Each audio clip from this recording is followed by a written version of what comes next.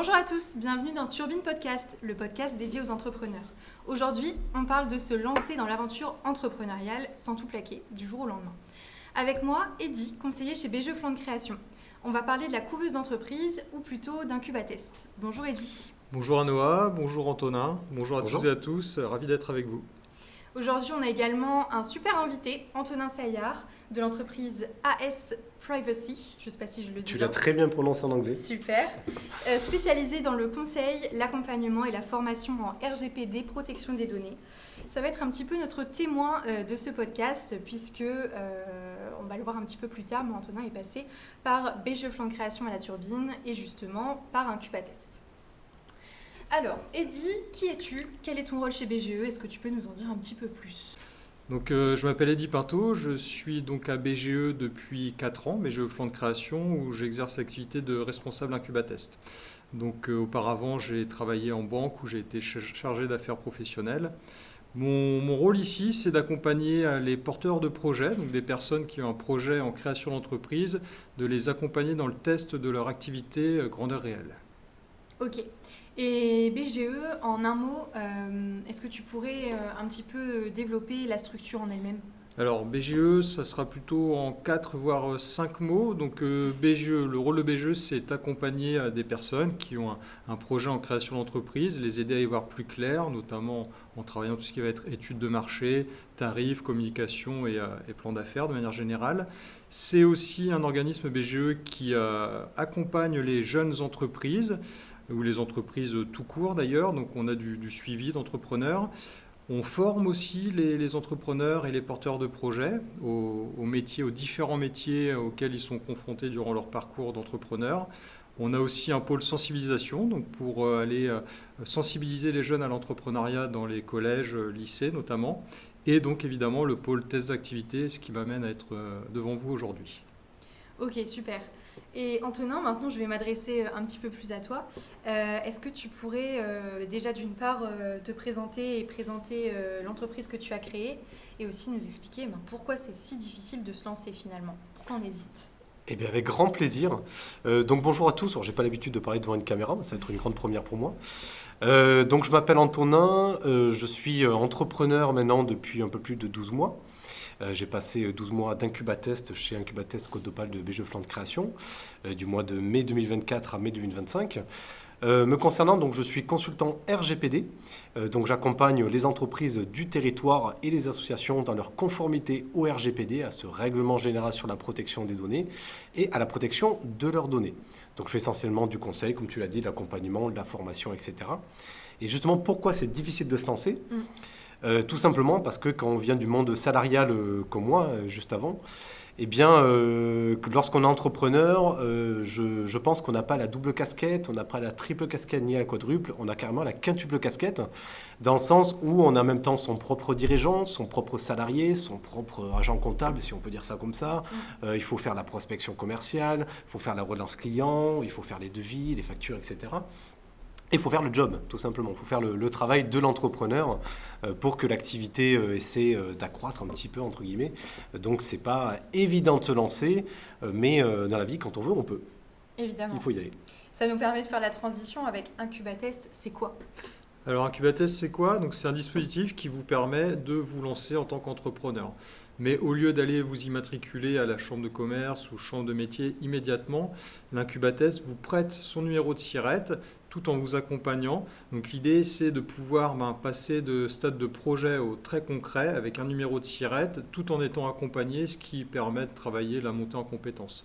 Donc l'Incubatest, en un mot, c'est du test d'activité, mais du test accompagné. Et combien de temps ça dure?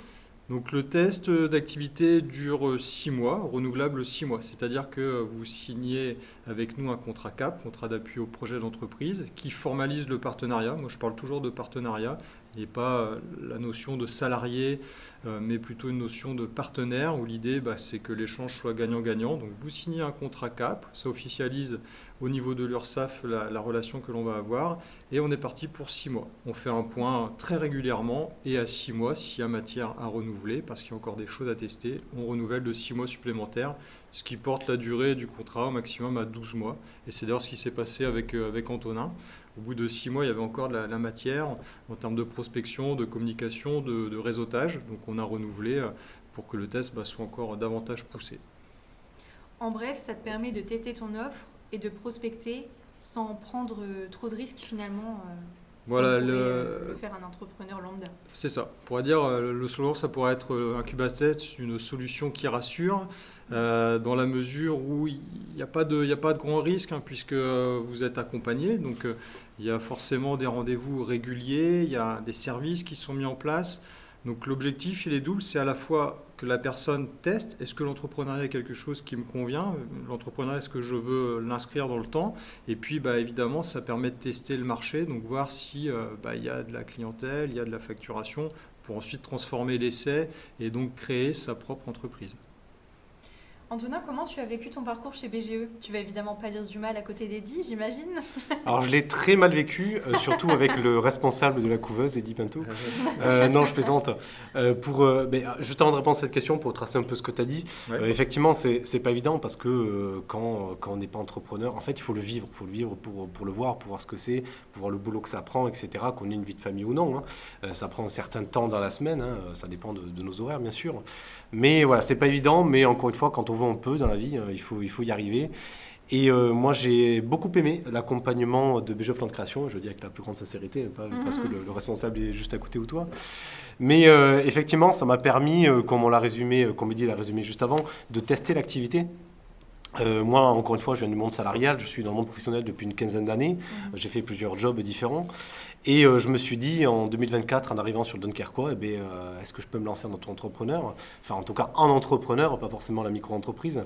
Et on m'a dit, viens voir, il y a la Turbine, c'est un lieu assez particulier, on appelle ça la place des entrepreneurs. Donc, je ne savais pas trop ce que c'était au début, donc j'y suis allé par curiosité, etc. Justement, c'est à ce moment-là qu'on m'a présenté tous les organismes qu'il y avait justement à la Turbine, dont BGE Plan de Création. Et BGE Plan de Création avait justement un système, on va dire, si on peut appeler ça un système, de tests d'activité, en quelque sorte. Donc j'ai fait une formation de création de gestion d'entreprise avec un autre organisme de la Turbine. Et en mai 2024, j'étais incubé ici et ça s'est très bien passé pendant les 12 mois. Ok. Et on va poser les choses, mais est-ce que c'est payant cette formation?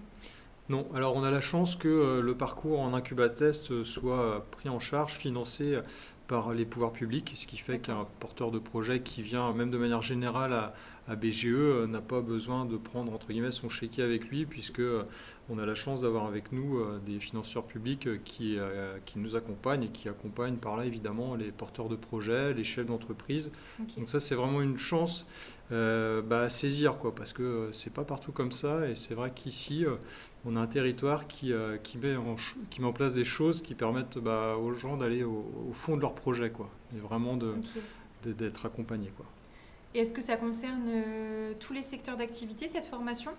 Donc en termes d'activités qu'on est à même de recevoir, c'est assez large, puisqu'on a aussi bien des activités liées au commerce que des activités liées à l'artisanat ou des prestations de services. Donc Antonin est dans le conseil, dans la formation, donc c'est une activité qu'on a su accompagner, mais on en accueille plein d'autres. Ça va des personnes qui fabriquent des produits, à des personnes qui font de l'achat-revente, mais aussi des personnes qui font des prestations de formation, de photographie, etc. Il y a vraiment un large éventail. On essaie de faire au maximum, de répondre à la demande et d'accompagner un maximum de personnes. Ok. Et est-ce qu'il y a des étapes clés pour pouvoir en bénéficier ou pas? Alors il y a une étape, c'est un peu la porte d'entrée ici à BGE, donc c'est l'accompagnement. Donc quelqu'un qui a un projet surtout ne doit pas hésiter à venir à BGE, on est vraiment là pour accompagner et aider. Donc il y aura une première phase d'accompagnement où le porteur de projet va échanger avec un conseiller en accompagnement sur son projet et travailler ce qu'on appelle un business plan. Donc c'est quelle est mon offre, à quel besoin je réponds, quelle est ma cible client, quel concurrent j'ai en face de moi, avec quel fournisseur je vais travailler, quelle est la réglementation de mon secteur d'activité, à quel tarif je vais proposer mes services, mes produits, comment je vais me faire connaître. Il y a déjà du monde sur le marché, mais comment moi je vais y trouver ma place, donc comment je me fais connaître. Et puis il y aura toute une partie davantage financière sur de quoi est-ce que j'ai besoin pour démarrer mon activité correctement, comment je le finance, quel chiffre d'affaires je dois atteindre pour payer mes charges et puis me dégager une rémunération. Et puis quel statut je vais choisir. Donc le préalable à l'intégration de l'incubatest, c'est de valider ces étapes. Et quand même il n'y aura pas d'incubatest ensuite, quelqu'un qui souhaite se lancer doit se poser ces questions-là. Nous, on est là pour l'aider dans ses réflexions, de bâtir ce dossier, de répondre à un maximum de questions pour que tout soit le plus sécurisé possible. Et avec la cerise sur le gâteau, si j'ose dire, qui est intégrer l'incubatest, et donc tester, continuer à être accompagné, avant de vraiment avoir toutes les cartes en main pour se lancer dans sa création. D'accord. Donc l'étape première, c'est l'accompagnement. Ensuite, la personne présente son projet devant quelques administrateurs partenaires de l'incubatest pour valider qu'on a bien un modèle économique qui, sur le papier, tient la route. Pour s'assurer aussi qu'on a en face de nous quelqu'un qui est motivé à aller plus loin, parce que ça demande de la motivation d'entreprendre. Et à partir de là, si tout est OK, modèle économique, une personne motivée, l'aventure commence et on peut tester le projet. Super.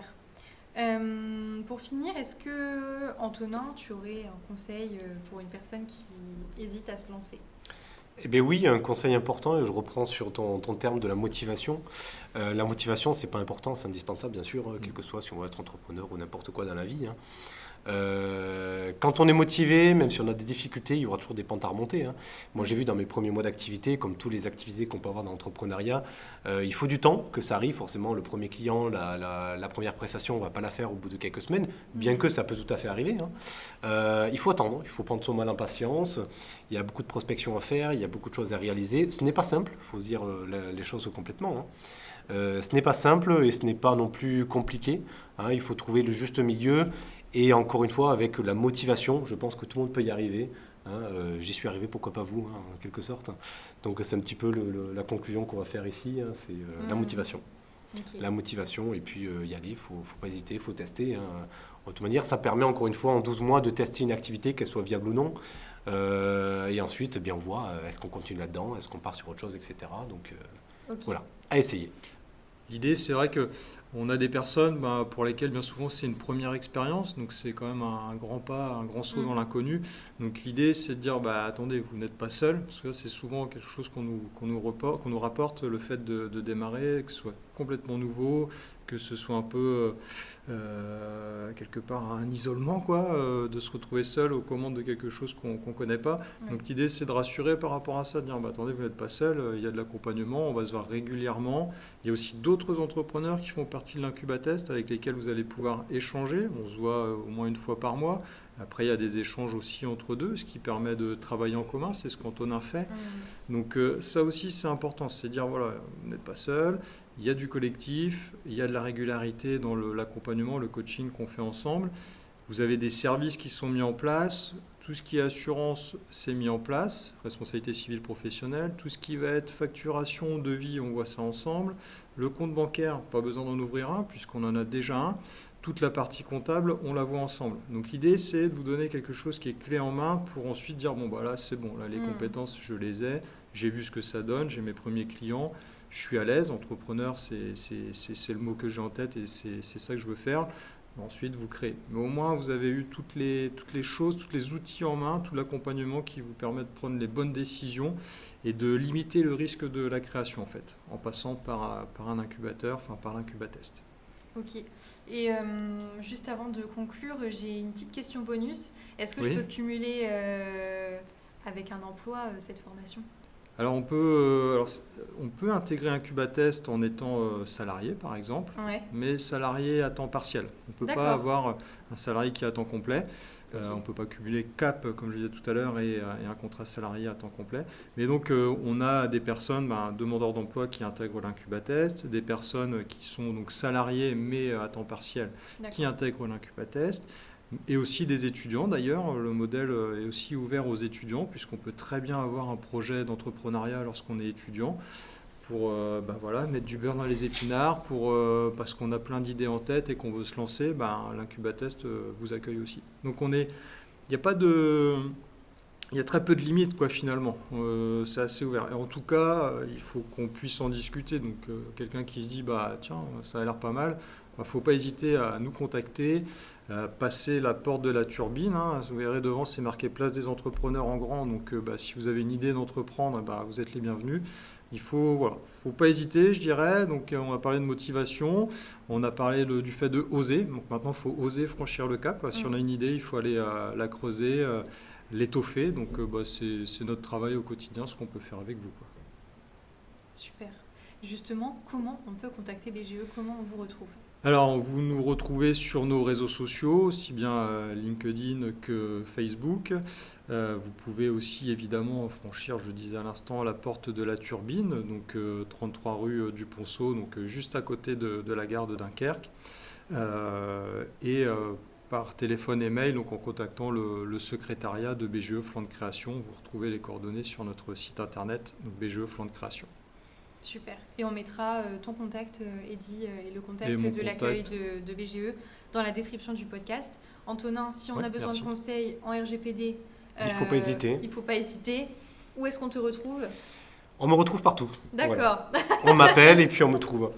On mettra aussi tes contacts. Non, on me dans trouve la essentiellement sur LinkedIn, sur le réseau LinkedIn, Ça et marche. site internet www.asprivacy.fr. Voilà, pareil, pour donner mes coordonnées directement. Eh bien, si ce podcast vous a donné envie de tester votre projet, je n'ai qu'un mot à vous dire, foncez. Et pourquoi pas, rendez-vous à la turbine pour rencontrer l'équipe BGE. À bientôt pour un prochain podcast. La motivation, c'est important. À bientôt, au revoir. À bientôt.